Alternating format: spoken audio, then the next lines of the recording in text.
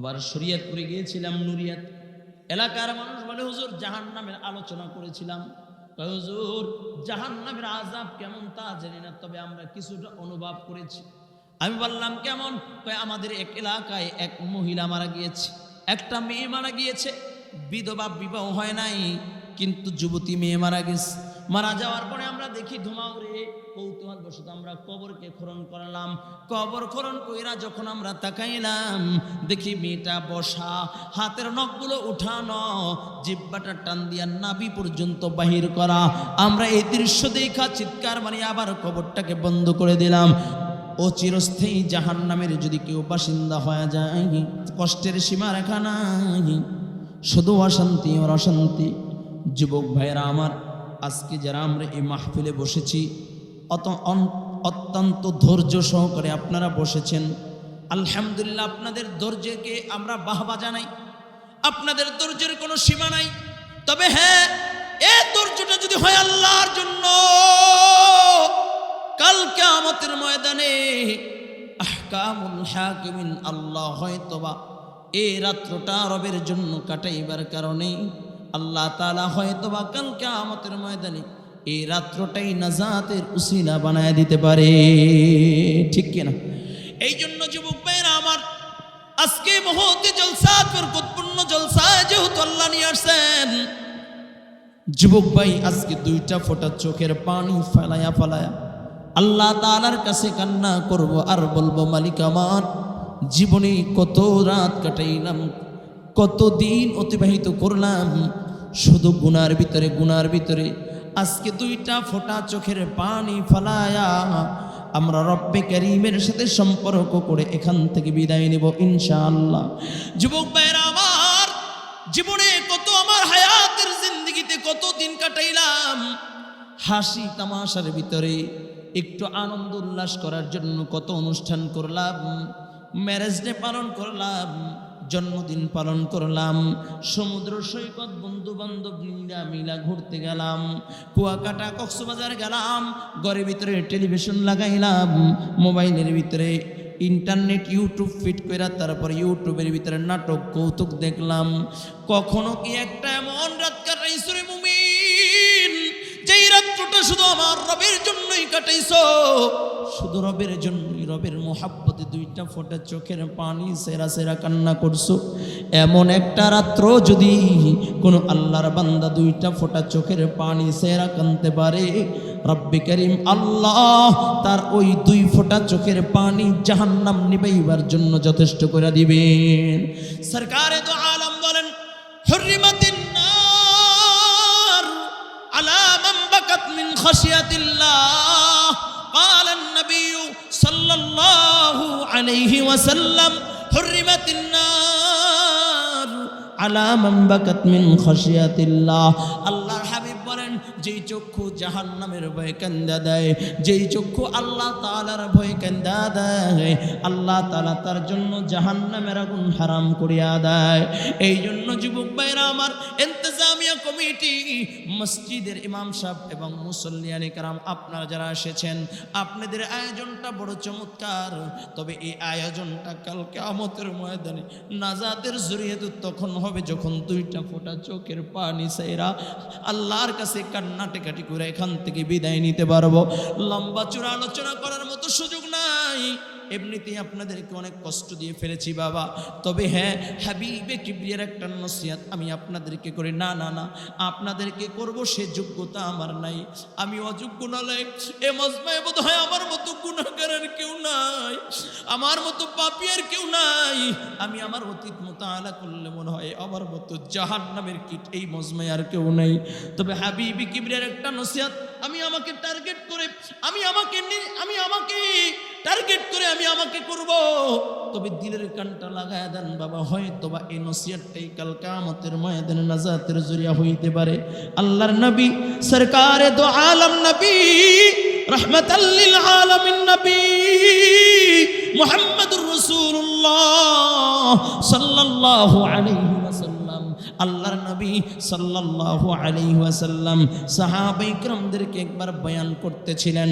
এমন সময় আল্লাহর নবী ডাক দেয়া কয়, সাহাবায়ে কেরাম, আজকে আমি সকলকে বয়ান করব না, সকলকে নসিহত করব না, একজনকে নসিহত করব, যে আমার নসিহতটা নিজে শুনবা, নিজে আমল করবা, আমার আনেওয়ালা উম্মতের মাঝে পৌঁছা দিবা। এমন কে আছো? রাসূলের একজন প্রিয় সাহাবী হযরত আবু হুরায়রা রাদিয়াল্লাহু তাআলা আনহু দুইটা হাত উঠে বলে, লব্বাইক ইয়া রাসূলুল্লাহ, ওগো সরকার, আমি আবু হুরায়রা আছি, আপনার নসিহতটাকে আমি শুনবো, আমি আমল করব, আপনার আনেওয়ালা উম্মতের মাঝে পৌঁছা দিব। আবু হুরায়রা বলেন, আমাকে কাছে ডাকলেন, ফাআখাযা ইয়াদি, আবু হুরায়রা বলেন, আমার হাতটাকে আল্লাহর রাসূল ধরলেন। এরপরে আবু হুরায়রা বলেন, আদ্দা খামসিন, একটা একটা করে আল্লাহর নবী আমার আঙ্গুলগুলোকে গুনলেন। এরপরে নবী আমার নসিহত করে, আরে আবু হুরায়রা, ইত্তাকিল মাহারিমা তাকুন আবাদান নাস, আবু হুরায়রা, গুনাহ ছেড়ে দাও, আল্লাহর মাহবুব বান্দা হয়ে যাও, গুনাহ ছেড়ে দাও, আল্লাহর প্যারা পছন্দের বান্দা হয়ে যাও, গুনাহ ছেড়ে দাও, আল্লাহর প্যারা পছন্দের বান্দা হয়ে যাও। ও যুবক ভাই, আমি এই নসিহতটা আমাকে করতেছি। রে ইমরান, ইত্তাকিল মাহারিমা তাকুন আবাদান নাস, ইমরান রে, গুনাহ ছেড়ে দাও, আল্লাহর মাহবুব বান্দা হয়ে যাও, গুনাহ ছেড়ে দাও, আল্লাহর প্যারা পছন্দের বান্দা হয়ে যাও। গুনাহ করবা আর মনে করবা অনেক বড় বুজুর্গ হয়ে গেছো, অনেক বড় আমলওয়ালা হয়ে গেছো, অনেক বড় মুফতি হয়ে গেছো, অনেক বড় মুহাদ্দিস হয়ে গেছো। কঠিন কালেও সম্ভব নয়। ইত্তাকিল মাহারিমা তাকুন আবাদান নাস, ইমরান রে, গুনাহ ছেড়ে দাও, আল্লাহর মাহবুব বান্দা হয়ে যাও। কলেজার টুকরা যুবক, ও মুরব্বী বাবাজিরা আমার, আপনাদেরকে নসিহত করার মতো যোগ্যতা নাই, তবে আমি সন্তান হইয়া, আমি তোমাদের যুবক, তোমাদের বন্ধু হইয়া আমি তোমাদের পায়ে হাত দিলাম রে যুবক, মুরব্বী বাবাজিরা আমার, গুনাহ ছেড়ে দেন, গুনাহ ছেড়ে দেন, আল্লাহর মাহবুব বান্দা হয়ে যান। কারণ গুনাহ করলে আমল নষ্ট হয়ে যায়, গুনাহ করলে ঈমান নষ্ট হয়ে যায়। ও যুবক ভাইরা আমার, এই জন্য দেখো না, বাংলার প্রান্তরে, বাংলার বিদেশের ভিতরে কিছু কিছু ধনাঢ্যবান ব্যক্তি আছে যারা টাকার গরমে আর ক্ষমতার গরমে গুনাহ করতে করতে করতে করতে মন মানসিকতা নাস্তিক হয়ে যায়। ঠিক কিনা যারা বলেন? গত কয়েকদিন আগে গিয়েছিলাম জামালপুরে, ওখানে একজন আমাদের সংসদ সদস্য ছিল, এখন নাই, কয় বাংলাদেশের ক্ষমতা পাইয়া ক্ষমতায় আসছে লেবেল লাগায়া, যখন ক্ষমতা আসছে তখনও মাথায় টুপি লাগাইছি, মানুষের দুয়ারে দুয়ারে পাঞ্জাবি পইরা ভোট চাইতে গেছি। কয় ইসলামকে ব্যবহার কইরা যখন পার্লামেন্টে গেল, ক্ষমতাও আছে, সম্পদও আছে, গুনাহ করতে আর বাধা নাই। বলে এত পরিমাণে গুনাহ করছি, গুনাহ করতে করতে কলবের উপরে আল্লাহ মোহর মাইরা দিয়েছি, কলবটাও নষ্ট হয়ে গেছি। কয় এখন কয় মুসলমানের সন্তান মুসলমানের ঘরে জন্মগ্রহণ কইরা, ওর বাবা মুসলমান, দাদাও মুসলমান, কয় বাংলাদেশের পার্লামেন্টে ইসলাম রাখা যাবে না, বিসমিল্লাহ সংবিধানে থাকবে না। আল্লাহ কই ইসলামকে ব্যবহার কইরা ক্ষমতায় আসছো, তোর মতো কুলাঙ্গার নাস্তিক টাকলা মুরতকেও আমি বাংলার জমিনের ক্ষমতায় রাখবো না। ঠিক কিনা যারা বলো? ও যুবক ভাই, গুনাহ করলে ঈমান নষ্ট হয়ে যায়, ঈমান নষ্ট হয়ে গেছে বিধায় এত বড় কথা বলতে পারেছে। ঠিক কিনা যারা বলেন? ও যুবক ভাই, আবার এই বছর দেখলাম ক্ষমতা শেষ, দল থেকেও বহিষ্কার, পার্লামেন্ট থেকেও বহিষ্কার, আবার ইসলামের লেবেল লাগায়া মানুষের দুয়ারে দুয়ারে ভোট চায়। কয় মানুষ তো, কয় বুদ্ধিমান যারা, চালাক যারা, দুইবার কয় কি কয় বুদ্ধিমান যারা, তারা মুমিন যারা, তারা এক ভোটকে দুইবার পড়ে না। অমন নাস্তিক কুলাঙ্গারকে ভোট দিয়েছিল ভোটে, কিন্তু এইবার আর তার পক্ষে কোনো ভোট পড়ে নাই। ঠিক কিনা যারা বলেন? কারণ ইসলামের বিরুদ্ধে যারা এই কথা বলে, মনে করতে হবে ওদের কলব নষ্ট হয়ে গেছে, গুনাহ করতে করতে করতে চূড়ান্ত পর্যায়ের নাস্তিক হয়ে গেছে। ঠিক কিনা যারা বলেন? আসাদ নূর মুসলমানের সন্তান, আমার নবীকে কোনো হিন্দুর বাচ্চা গালি দেয় না, আমার নবীকে কোনো খ্রিস্টানের বাচ্চা গালি দেয় না, আমার নবীকে কোনো নাসারার বাচ্চা গালি দেয় না। কিন্তু মুসলমানের ঘরে জন্মগ্রহণ কইরা গুনাহ করতে করতে যখন কলব নষ্ট হয়ে যায়, ওই আমার নবীর বিরুদ্ধে গালি দেয়। ঠিক কিনা যারা বলেন? আর বাংলার প্রান্তর যতগুলো নাস্তিক দেখছি ম্যাক্সিমাম গুলো হলো মুসলমানের সন্তান, কিন্তু গুনাহ কইরা কইরা নবীর বিরুদ্ধে দাঁড়ায় গেছে। ঠিক কিনা যারা বলেন? আপনারা দেখেছেন কিনা? মাঝে মাঝেই তো কিছু প্রোডাক্ট বাইর হয়। এই যে কয়েকদিন আগে চলচ্চিত্র একজন জায়েদ খান মসজিদ মাদ্রাসা নিয়ে কথা শুরু করে দিছে। ঠিক কিনা? দেখছেন কিনা? মানুষ কয় তুমি যাই করো, ফাতরামি বানরামি যাই করো সহ্য করব, কিন্তু মসজিদ আর মাদ্রাসা নিয়া আল্লাহর রাসূলকে নিয়ে কথা বললে আর সহ্য করা যাবে না। ঠিক কিনা যারা বলেন? যুবক ভাই, এই জন্য গুনাহ করা যাবে না। গুনাহ করলে কলব নষ্ট হয়ে যায়, ইমান নষ্ট হয়ে যায়, আমল হালকা হয়ে যায়, আমল নষ্ট হয়ে যায়, ইমান হালকা হয়ে যায়। কেমনে বুঝে ইনে বুঝবেন রে বাবা?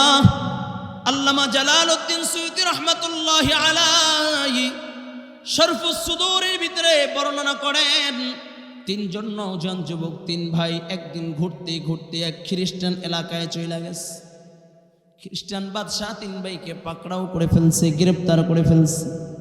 বাদশাহ ডাক দেয়া কয়, এ যুবক, তোমরা কোন ধর্মের লোক? তিনজন নওজোয়ান যুবক তিন ভাই ডাক দেয়া বলে, বাদশাহ, আমরা হইলাম ইসলাম ধর্মের লোক, আমরা হইলাম মুসলমান। বাদশাহ ডাক দেয়া কয়, ইসলাম সেরা দাও, কালিমা সেরা দাও, ইমান সেরা দাও। তিনজন নওজোয়ান যুবক তিন ভাই ডাক দেয়া কয়, বাদশাহ, কালিমা তো সারার জিনিস না, গট কালিমা সারা যায় না। বাদশাহ ডাক দেয়া কয়, জাল্লাদ, দেহ থেকে গর্দানকে আলাদা কইরা দাও। জাল্লাদ যখন তরবারি ধরেছে, বাদশাহ কয়, এখনো সময় আছে, কালিমা সেরা দাও, ইমান সেরা দাও। তিনজন নওজোয়ান যুবক ডাক দেয়া কয়, বাদশাহ, গর্দান দেওয়া যায় কিন্তু ইমান দেওয়া যায় না। কলবি মুতমাইন্নুম বিল ঈমান। রে বাদশাহ, আমাদের কলবের ভিতরে ঈমান গাথা আছে, গর্দান দেওয়া যায় কিন্তু ঈমান দেওয়া যায় না, গর্দান দিতে পারি কিন্তু ঈমান দিতে পারি না। ও যুবক ভাই, কালিয়াকৈরের মুসলমান, ভালো করে শোনো, জবাব চাইবো, জবাব দিবা। প্রয়োজনে যদি ঈমান যদি রক্ষা করার জন্য বাবা ছাড়তে হয়, রাজি আছো তো ইনশাআল্লাহ? মা ছাড়তে হয়, রাজি আছো তো ইনশাআল্লাহ? স্ত্রীর সন্তান ছাড়তে হইলে আমি জানি মুসলমান রাজি আছি। শুধু তাই না, যদি ঈমানের জন্য যদি কখনো দল ত্যাগ করতে হয়, তাও রাজি আছো তো ইনশাআল্লাহ? প্রয়োজনে দল ত্যাগ করবো, তারপরে ঈমান ত্যাগ করা যাবে না। ঠিক কিনা যারা বলেন? কারণ হলো আমাদের দামি সবচেয়ে ঈমান। আমি যখন দুনিয়া থেকে বিদায় নিব, আমার সঙ্গের সাথে কেউ হবে না। দুইটা জিনিস আমার সাথে হবে, আমার সাথে কেউ যাবে না, আমার দ্বন্দ্ব যাবে না, টাকা পয়সা যাবে না, ক্ষমতাও যাবে না, বলে কিছুই আমার সাথে যাবে না। দুইটা জিনিস যাবে, কি? ইন্নাল্লাযীনা আমানু ওয়া আমিলুস সালিহাত। ঈমান এবং নেক আমল যদি সঙ্গে নিয়ে যেতে পারো, কবরের জগৎটাকে আল্লাহ জান্নাতি বাগান বানায় দিবে। বলুন সুবহানাল্লাহ। আরো জোরে কোন সুবহানাল্লাহ। আর যদি দুইটা জিনিস না থাকে, ঈমান আর আমল যদি না থাকে, কবরের জগৎটা জাহান্নামীর করতে হয়ে যাবে। কেমনে বুঝাইলে বুঝবারে বাবা? এই পৃথিবী শাসন করেছেন, পুরা পৃথিবী শাসন করেছেন এমন চারজন ব্যক্তি। দুইজন মুসলমান আর দুইজন হলো অন্য ধর্ম অবলম্বী। দুইজন মুসলমান, তার ভিতরে একজন হলো বাদশাহ সুলাইমান আলাইহিস সালাতু ওয়াস সালাম, যাকে আল্লাহ নবুয়তিও দিয়েছেন, আবার বাদশাহী দিয়েছেন, দুনিয়ার রাজত্ব দিয়েছেন, আবার নবুয়তি দিয়েছেন।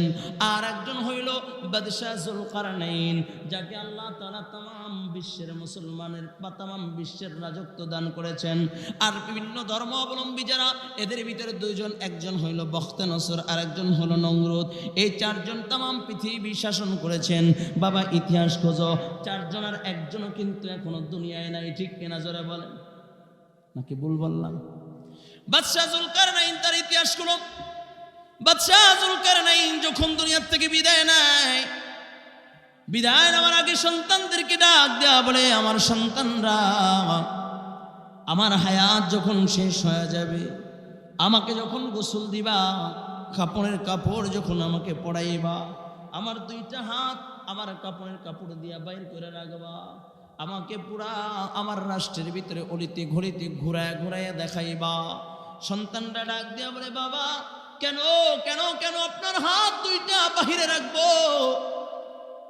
বাদশা জুলকারনাইন ডাক দিয়া বলে, সন্তান, আল্লাহ তাআলা আমাকে তামাম পৃথিবীর বাদশাহী দিয়েছেন, রাজত্ব দিয়েছেন।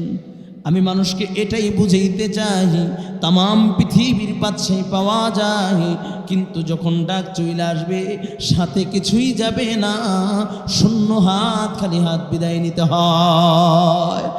যুবক ভাই, কেমনে বুঝাইলে বুঝবারে বাবা? এই দুইটা জিনিস ছাড়া আর কিছু তোমার সাথে যাবে না। এক নম্বর ঈমান, দুই নম্বর আমলে সালেহ।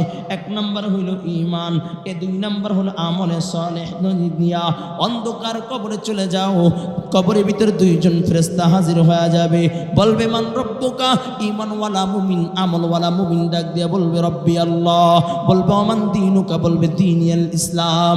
বলবে আল্লাহর নবীর দিকে ইশারা করে বলবে এই ব্যক্তিকে চিনো, আশিক রাসূল যার মুখের ভিতরে দাঁড়িয়ে আছি, ডাক দিয়া বলবে হলো মায়ার নবী, মুহাব্বতের নবী মুহাম্মদুর রাসূলুল্লাহ, যার মুহাব্বতে মুখের ভিতরে দাঁড়িয়ে রেখা দিলাম, সুন্নাতের উপর আমল করলাম, এ হলো মদিনার নবী মুহাম্মদুর রাসূলুল্লাহ।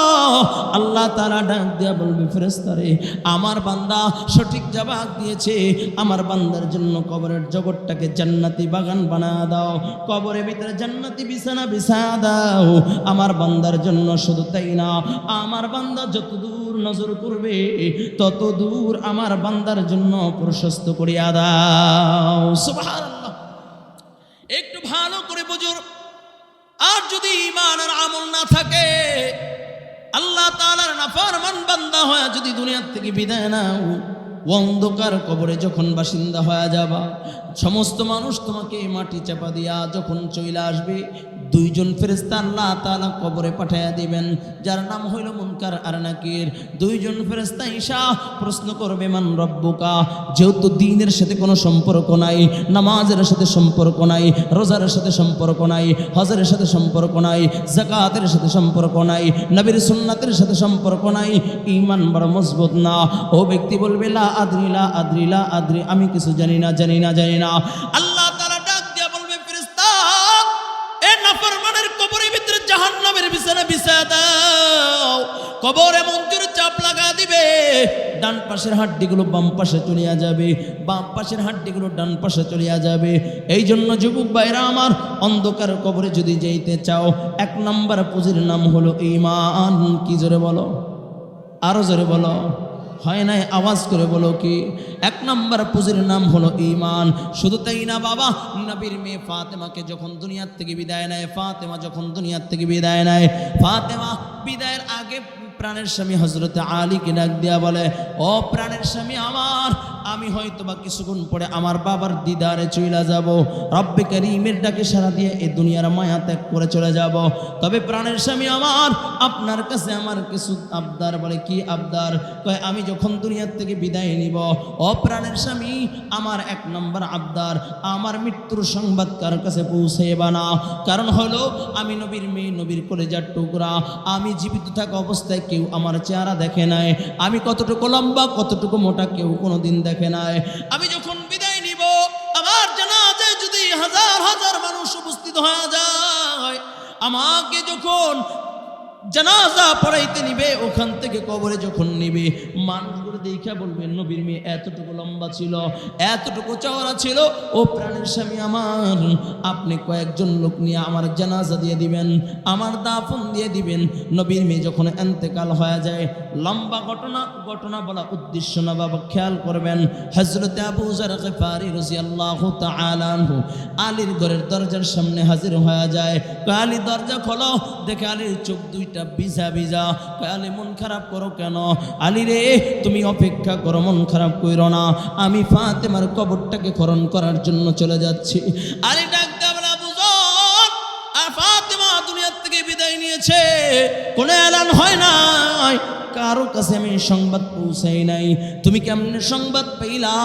হযরত আবু যর ডাক দিয়া কয়, এ আলী, মায়ার নবী, রাহমাতাল লিল আলামিন নবী আমাকে স্বপ্নের যুগে বলে, ও আবু যর, আমার আলী বড় দুর্বল হয়ে পড়েছে, আমার আলী বড় ব্যথিত, যাও যাও আমার আলীকে সহযোগিতা করো। এই জন্য আমি তোমার সহযোগিতার জন্য হাজির হয়ে গেলাম। বাবা, ইতিহাসের কিতাবে পাওয়া যায় হযরতে আবু যর গিফারী রাদিয়াল্লাহু তাআলা আনহু যখন কবর খনন করে, কবরের ভিতরে নাইমা, কবর খনন যখন শেষ কমপ্লিট, কবরের ভিতরে নাইমা আবু যর গিফারী ডাক দিয়া বলে, এ কবর, আজকে তোর ভিতরে কাকে রাখবো তুমি কি জানো? শেরে খোদা হযরত আলী, যার ব্যাপারে নবী বলেছেন আনা মাদিনাতুল ইলমি ওয়া আলিয়্যুম বাবুহা, যার ব্যাপারে নবী বলেছেন আমি হলাম ইলমের শহর, আর ওই শহরের প্রধান গেট হইল আলী। আলীর স্ত্রীকে আজকে তোমার ভিতরে রাখবো, সাবধান কবর, আলীর স্ত্রীর সাথে খারাপ আচরণ করিও না। আবার ডাক দিয়া বলে, কবর, তোমার ভিতরে আজকে কাকে রাখবো তুমি কি জানো? বলে জান্নাতের সরদার ইমাম হাসান আর ইমাম হুসাইনের আম্মাকে তোমার ভিতরে রাখবো, সাবধান কবর, ফাতেমার সাথে খারাপ আচরণ করিও না। আবার ডাক দেয়া বলে, কবর, আজকে তোমার ভিতরে কাকে রাখবো তুমি কি জানো? নবী, আর তোমার ভিতরে কাকে রাখবো জানো? যিনি জান্নাতের সরদারিনী, সমস্ত মহিলাদের সরদারিনী হবে, ওই ফাতেমাকে তোমার ভিতরে রাখবো, সাবধান সাবধান কবর, ফাতেমার সাথে খারাপ আচরণ করিও না। আবার ডাক দিয়া বলে, কবর, কাকে তোর ভিতরে রাখবো তুমি কি জানো? সৈয়দুল মুরসালিন, আশরাফুল আম্বিয়া, ইমামুল মুরসালিন মুহাম্মাদুর রাসূলুল্লাহ সাল্লাল্লাহু আলাইহি ওয়াসাল্লামের কলিজার টুকরা, নয়নের মণি ফাতেমাকে তোর ভিতরে রাখবো। কবর, সাবধান সাবধান কবর, ফাতেমাকে কষ্ট দিবা না, ফাতেমার সাথে খারাপ আচরণ করবা না। ইতিহাস সাক্ষী, ইতিহাসের কিতাবে পড়ো, এমন সময় কবর চিৎকার মানে আওয়াজ দিয়ে বলে, রে আবু যর, আমি আলীর স্ত্রীকে চিনি না, ইমাম হাসান হুসাইনের আম্মাকে চিনি না, জান্নাতের সরদারনিকে চিনি না, নবীর কলেজার টুকরাকে চিনি না, আমি কবর চিনি দুইটা জিনিস, ইন্নাল্লাযীনা আমানু ওয়া আমিলুস সালিহাত। এই দুইটা জিনিস নিয়ে যদি আমি কবরের ভিতরে হাজির হয়ে যাই, আমি কবরটা তার জন্য জান্নাতি বাগান হয়ে যাব। আর এই দুইটা জিনিস যদি না থাকে, আমি কবর তার ভিতরে আমি আমার ভয়াবহতা, আমার কঠিন রূপ সে দেখবে, কারোর জন্য কবরের ভিতরে দাউ দাউ করে আগুন জ্বলে উঠবে। যুবক ভাই, কেমনে বুঝাইলে বুঝবেন বাবা? কয়েকদিন আগে কুড়িগ্রাম গিয়েছিলাম। কুড়িগ্রাম যেখানে মাহফিল করছি, সেখান থেকে প্রায় 22 কিলোমিটার রাস্তা অতিক্রম করিয়া, গাড়ির তেল পুড়িয়া এলাকার লোকেরা বলে, হুজুর কুড়িগ্রাম আসছেন, বরকতপূর্ণ একটা জায়গায় নিয়ে যাই। আমি বললাম, কেমন বরকতপূর্ণ জায়গা? হুজুর বরকতপূর্ণ কি জানি না, কিন্তু এমন এক ব্যক্তির কবরের সামনে আপনাকে নিয়ে যাব, যেই ব্যক্তির মৃত্যুর পরে 32 বছর পরে কাপড় সহকারে লাশ তাজা পাওয়া গেছে। জোরে কন্যা সুবহানাল্লাহ। আমার খুব মনে চাইল দেখার জন্য, কবরের জিয়ারত করার জন্য। আমি কবরের সামনে হাজির হয়ে গেলাম। এলাকার লোকেরা বলে, হুজুর, নদী যখন ভেঙে যায়, নদী ভেঙে যায়, ভাঙা নদীর কিনারায় দেখি একটা লাশ, অর্ধেক বাহির আর অর্ধেক ভিতরে। আমরা ধরিয়া যখন লাশটাকে উদ্ধার করলাম, তাকা দেখি অন্য কেউ নয়, 32 বছর আগে যে আল্লাহর বান্দাকে দুনিয়ার থেকে বিদায় দিয়েছে। ভালো সম্ভ্রান্ত পরিবারের ছিল না, ধন দৌলত বেশি ছিল না, কিন্তু জবানের ভিতরে ছিল আল্লাহ পাকের জিকির, শুধু ফিকির ছিল আল্লাহ তাআলার সাথে কিভাবে সম্পর্ক করবে। ও আল্লাহর বান্দা দুনিয়ার থেকে বিদায় নিয়েছে। দুনিয়ার থেকে যখন বিদায় নিয়েছে, 32 বছর পর বাবা তাজা লাশ পাওয়া গেছে। কারণ ঈমান ভালো ছিল, আমল ভালো ছিল, কবরের জগৎটা আল্লাহ তাআলা তার জন্য জান্নাতি বাগান বানায় দিয়েছে। আবার শরীয়তপুরে গিয়েছিলাম, নুরিয়াত এলাকার মানুষ বলে, হুজুর জাহান্নামের আলোচনা করেছিলাম। হুজুর জাহান্নামের আযাব কেমন তা জানি না, তবে আমরা কিছুটা অনুভব করেছি। আমি বললাম, কেমন? আমাদের এক এলাকায় এক মহিলা মারা গিয়েছে, একটা মেয়ে মারা গিয়েছে, বিধবা, বিবাহ হয় নাই, কিন্তু যুবতী মেয়ে মারা গেছে। মারা যাওয়ার পরে আমরা দেখি ধোঁয়া উড়ে, কৌতূহল বশত আমরা কবরকে খনন করলাম। কবর খনন কইরা যখন আমরা তাকাইলাম, দেখি মেয়েটা বসা, হাতের নখগুলো উঠানো, জিহ্বাটা টান দিয়া নাভি পর্যন্ত বাহির করা। আমরা এই দৃশ্য দেখা চিৎকার মারি আবার কবরটাকে বন্ধ করে দিলাম। ও যুবক ভাই, এই কবরের জগৎটা কিন্তু খুব ভয়াবহ। অনেক নাস্তিকরা বলে যা দেখি না বিশ্বাস করি না। বড় বড় ইউনিভার্সিটিতে এই লেকচার দেয়, কয় যা দেখি না বিশ্বাস করি না, ভয় পাবার কোনো কারণ নাই, টেনশন কইরো না, মারা যাবা কবরে রাখবে, গইলা পয়সা শেষ হয়ে যাবে, এটার নামই জীবন। কয় না না না, এটার নাম জীবন না বাবা, মৃত্যুর পরে আরেকটা জগৎ আছে। আল্লাহ কয় মিনহা খলাকনাকুম ওয়া ফিহা নুঈদুকুম ওয়া মিনহা নুখরিজুকুম তারাতান উখরা। আল্লাহ কয় মাটি দিয়া সৃষ্টি করলাম, আবার এই মাটির ভিতরে তোমাকে রাখা হবে, পুনরায় এখান থেকে আবার টাইনা টাইনা ময়দানে মাহশরে উঠানো হবে। ও যুবক ভাই, কেমনে বুঝাইলে বুঝবারে বাবা? এই জন্য ঈমান কিন্তু বড় একটা দামি দৌলত। শয়তান ওয়াসওয়াসায় পড়া, ধোঁকায় পড়ে ঈমান হারা হওয়া যাবে না। বন্ধু বান্ধবের আড্ডায় পড়ে ঈমান হারা হওয়া যাবে না। তোমার আমার জীবনের সবচেয়ে দামি সম্পদের নাম হইল ঈমান, ঠিক কিনা?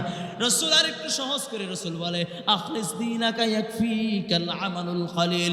রাসূল আমার কয়, আখলিস দীনাকা ইয়াকফিকাল আমালুল কলিল। নবী আমার বলে, তোমার ঈমানকে খাঁটি করো, ঈমানকে মজবুত করো, অল্প আমলেই নাজাতের জন্য যথেষ্ট হইবে। আর যদি ঈমান মজবুত না হয়, ঈমান যদি খাঁটি না হয়, তাহলে পুরি আমল কইরাও পরকালে নাজাত পাওয়া যায় না, ঠিক কিনা? জোরে বলেন। এই জন্য যুবক ভাইরা আমার, ও কালিয়াকুরের মুসলমান, যেই কথা বলতেছিলাম, তিনজন নওজোয়ান যুবক বাদশাকে ডাক দিয়া কয়, বাদশাহ, কলবি মুতমাইন্নুম বিল ঈমান, আমাদের কলবের ভিতরে ঈমান গাথা আছে, গর্দান দেওয়া যায় কিন্তু ঈমান দেওয়া যায় না।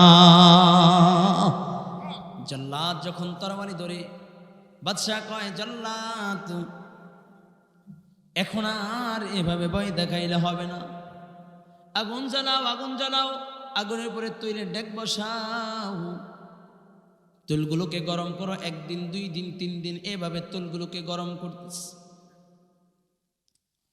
3 দিন পর বাদশা ডাক দিয়ে কয়, জাল্লাদ, এরা জাল্লাদ, ও 3 নওজোয়ান যুবককে হাজির করো। তেলের ডাকের সামনে হাজির করা হলো। বাদশা ডাক দিয়ে কয়, যুবক, এখনো সময় আছে, ঈমান ছেড়া দাও। যদি ঈমান ছেড়া দাও, যা চাইবা তাই পাবা। যদি ঈমান ছেড়া দাও, সম্পদ চাইলে সম্পদ পাইবা, সুন্দর নারী চাইলে সুন্দর নারী পাইবা, যা চাইবা তাই পাবা, কোনো বাধা নাই। আর যদি ঈমান না ছাড়ো যুবক, এই যে দেখো তেলের ডাক, এই তেলের ডাকের ভিতরে ফালায়া তোমাদেরকে বুনা কইরা দিব, তোমাদেরকে দুনিয়ার থেকে বিদায় করে দিব। 3 জন নওজোয়ান যুবককে ডাক দিয়ে বলে, যুবক, তেলের ডাকের দিকে তাকায় দেখো, তেলের ডাকের ভিতরে কখনো কখনো আগুনের ফুলকে দেখা যায়, তোলগুলো টকবক টকবক করতেছে। 3 জন নওজোয়ান যুবক তেলের ডাকের দিকে তাকায় হাসি দিয়েছে। বাদশা কয়, হাসস কেন? মৃত্যুর ভয় কি নাই? কেন হাসস? কিসের জন্য হাসো? 3 জন নওজোয়ান যুবক 3 ভাই ডাক দিয়া কয়, বাদশাহ, এমনিতে হাসি না, তেলের ডাকের দিকে তাকায় দেখলাম তেলের ডাকের ভিতরে আল্লাহর জান্নাত দেখা যায়, আল্লাহর জান্নাত দেখে হাসি। বাদশার মেজাজ গরম হয়ে যায়, বড় জনের হাত পা বাঁধিয়া তেলের ডাকের ভিতরে ছেড়া দেয়। মুহূর্তের ভিতরে মনে হয়ে যায় হাড্ডিগুলো তেলের উপরে ভাসতে থাকে। ছোট 2 ভাইয়ের চোখ বেয়ে অশ্রু ঝরে, কিন্তু মুখের ভিতরে হাসি। কাই কান্না করো, আবার হাসস কেন? কি হলো, কিসের জন্য হাসো? কয়, বাদশা, কান্না করলাম, 3 ভাই একসাথে জান্নাত দেখলাম, বড় ভাই আল্লাহর সান্নিধ্য লাভের জন্য দুনিয়ার থেকে বিদায় নিয়ে জান্নাতি হয়ে গেছে গা। তামান্না ছিল আমরা বড় ভাইয়ের আগে জান্নাতে যাব, এই জন্য একটু কান্না করছি। কয় হাসুস কেন? কয় হাসতেছি, এখন সিরিয়াল হইল আমাদের, আমরা আল্লাহর জান্নাতে যাব, এই জন্য হাসি। বাদশার মেজাজ গরম হয়ে যায়, আবার মেজজনকে ধরিয়া তেলের ডেগের ভিতরে ছাইরা দেয়, মুহূর্তের ভিতরে বুনো হয়ে যায়। ছোটজন কাঁদে আবার হাসে, বলে কেন কাঁদো, কেন হাসো? বলে বড় দুই মেয়েকে জ্বলতে দেখা হাসলা, কান্না করলাম। কয় হাসুস কেন? এখন আমি আল্লাহর জান্নাতে যাব, এই জন্য হাসতেছি। বাদশাহ ও ছোট জনকে দইরা হাত পা বাঁধিয়া তেলের ডেগের ভিতরে ছাড়বে। এমন সময় খ্রিস্টান পাদ্রী ডাক দিয়ে কয়, বাদশাহ এভাবে সকলকে তেলের ডেগের ভিতরে জ্বালাইলে খ্রিস্ট ধর্ম অবলম্বী যারা আছে তারা মনে করবে তেলের ডেগের ভিতরে জান্নাত পাওয়া যায়, এই জন্য কালিমা পয়রা জান্নাত পাওয়ার আশা। এরপর যুবকরে ভয় দিলেই যুবক কালিমা সেরা দিবে। বাদশাহ বলে ভালো বুদ্ধি, যাও আমার রাজদরবারের পাশে রাজদরবারে একটা স্পেশাল কামরা আমি তোমাদের জন্য ছেড়া দিলাম। যুবক আর যুবতীকে একই কামরার ভিতরে রেখা দিলেন। একদিন, 2 দিন, 3 দিন, এভাবে 40 দিন পর্যন্ত যুবক আর যুবতী একই কামরার ভিতরে থাকতে লাগলেন। 40 দিন পর ওই খ্রিস্টান পাদ্রী এসে ডাক দিয়ে কয়, মা দরজা খোল, আমি তোর বাবা হাজির। ভিতর থেকে মেয়েটা কান্না বিজড়িত কণ্ঠে ডাক দিয়ে কয়, বাবা রে বাবা, এ কেমন যুবককে তুমি আমার কাছে দিয়েছো রে বাবা, যে এই যুবকটা 40টা দিনের ভিতরে একটা বারও আমার দিকে তাকায় না। কয় বাবা, যখন রুমের ভিতরে দিয়েছো, রুমের ভিতরে প্রবেশ করে আল্লাহু আকবার বলে হাত বেঁধে ফেলছে। বাবা রে, আমি অর্ধ উলঙ্গ পোশাক পরে যুবকের সামনে ঘুরতাম, কিন্তু যুবক আমার দিকে তাকাইতো না। আমি যুবকরে ডাক দিয়ে বলতাম, যুবক রে ভাই, আমাকে দেখার জন্য কত যুবক পাগল, একটু কথা বলার জন্য কত যুবক ঘন্টার পর ঘন্টা অপেক্ষা করে। আমার মতো দ্বিতীয় সুন্দর এই এলাকায় আর কেউ নাই। আমি তোর জন্য নিবেদিত প্রাণ, তুই যা ইচ্ছা তাই করতে পারো, কোনো বাধা নাই। যুবক ডাক দেয়া বলে, বোন রে, এই 2 চোখ দিয়ে আমি আমার আল্লাহর জান্নাতটাকে দেখেছি। আমি আমার রবের জান্নাত হারাইতে চাই না, আমি আমার রবের জান্নাতে যাইতে চাই। কয় বাবা, শুধু তাই না রে বাবা, আমি যুবককে খাবার দিলে যুবক আমার দেওয়া খাবার খাইতো না।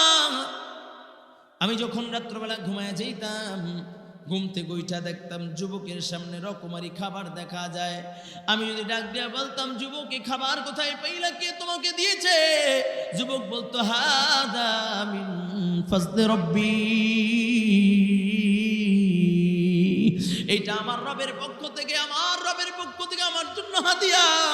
কয় বাবা রে, যুবকের সাথে 40টা দিন থাকতে যুবকের আখলাক আর চরিত্র দেখা আমিও যুবকের রবের প্রেমে পড়ে গেলাম।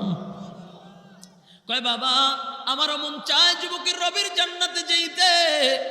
খ্রিস্টান পাদ্রী ডাক দিয়ে কয়, মা সাবধান, এ শব্দ, এ কথা যদি বাদশা শুনে তোকে মারবে, আমাকে মারবে, যুবকরেও মারবে। দেখি কোন কৌশলে তোদেরকে এখান থেকে বাহির করা যায় কিনা। বাদশার কাছে যায়, কয় বাদশাহ, এ কেমন যুবককে আপনি আমার মেয়ের কাছে দিয়েছেন রে বাদশাহ? যে এই যুবকটা 42টা বাইকে আগুনে জ্বলতে দেখা, তেলের ডেগের ভিতরে বুনো হইতে দেখা আকল নষ্ট হয়ে গেছে। কোনটা নারী কোনটা পুরুষ চিনে না। আমার মেয়ে তার পাশে দিলাম, কিন্তু আমার মেয়েটা কেউ চিনে না, পাগল, ওর আকল নষ্ট। তাই তো একটু উন্মুক্ত জায়গায় বদ্ধ করে আর আবদ্ধ করে রাখলে চলবে না, একটু উন্মুক্ত জায়গায় খোলা আকাশের নিচে ছেড়ে দিতে হবে। বাদশা কয়, যাও ছেড়ে দাও, তোমার মেয়েকেও সাথে দিয়ে দিবা, ভাইগা যেন না যায়। খোলা আকাশের নিচে যখন যুবক হাজে চইলা যায়, সিজদায় পড়ে ডাক দেয়, আল্লাহ, একই সাথে 3 ভাই তোমার জান্নাত দেখলাম, 2 ভাইকে তোমার সান্নিধ্য লাভের জন্য তুমি মাওলা ডাক দিয়া তোমার সান্নিধ্য লাভের জন্য নিয়ে গেলা। আল্লাহ, আমাকে কি পছন্দ করো না? আয় আল্লাহ, আমিও তোমার জান্নাতে যাইতে চাই। আয় আল্লাহ, জান্নাত থেকে আমাকে মাহরুম করিও না। আয় আল্লাহ আমিও তোমার রব তোমার জান্নাতে যাইতে চাই। পিছন থেকে যুবতী মেয়েটা ডাক দিয়া কয়, ভাই রে 40টা দিন তোর সাথে ছিলাম, আমার জন্য কি একটু মায়া নাই, আমার জন্য কি একটু ভালোবাসা নাই? ভাই স্বার্থপরের মতো একা একাই রবের জান্নাতে যাইতে চাও রে ভাই, একা একা রবের জান্নাতে যেও না, আমিও তোমার সাথে তোমার রবের জান্নাতে যাইতে চাই। তোর আখলাক আর চরিত্র দেখা আমিও তোর রবের প্রেমে পইরা গেলাম। যুবক ডাক দিয়ে বলে, বোন সত্য সত্যই কি আমার রবের জান্নাতে যাইতে চাও? বলে হ্যাঁ হ্যাঁ আমিও তোমার রবের জান্নাতে যাইতে চাই। বলে যদি তাই হয় তাহলে আর দেরি কইরো না, পড়ে নাও লা ইলাহা ইল্লাল্লাহু মুহাম্মাদুর রাসূলুল্লাহ। কালিমা পড়া মুসলমান হয়ে গেছে। যুবতী এখন ডাক দিয়া বলে, ভাই তুইও মুসলমান আমিও মুসলমান।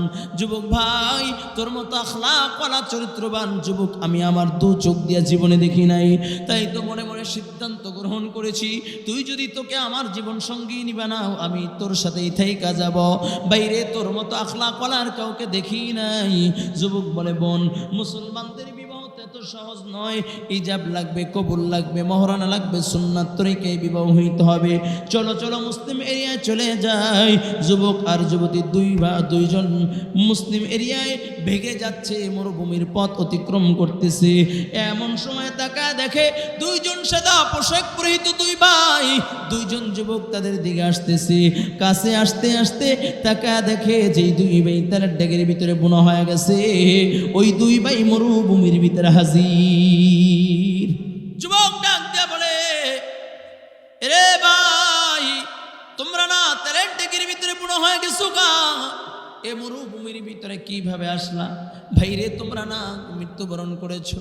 যুবক দুই ভাই ডাক দিয়া বলে, ভাই তুমি কি আল্লাহর কোরআন পড়ো নাই?